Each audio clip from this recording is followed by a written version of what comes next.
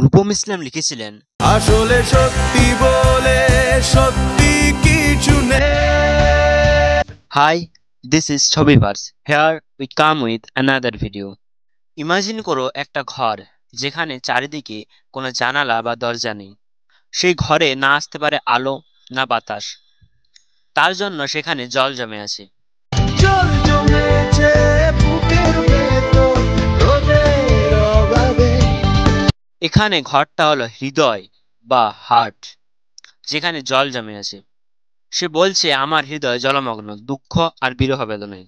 কিন্তু সে জানে সবসময় এই জল জমে থাকবে না, একদিন তা চুঁয়ে পড়বেই। সময় এলে পড়বে চুয়ে নিজের স্বভাবে। এবার সেই কষ্ট থেকে মুক্তি পাওয়ার জন্য শ্রাবণ মাসের কাছ থেকে সাহায্য চাইছে।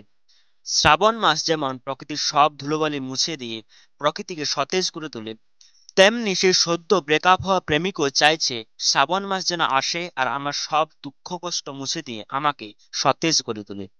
শ্রাবণ ধুয়ে ফেলুক এই রাস্তা ধুলো। এবং তার কারণে সে সতেজ হয়ে উঠছে। সে প্রাণ খুলে গাইছে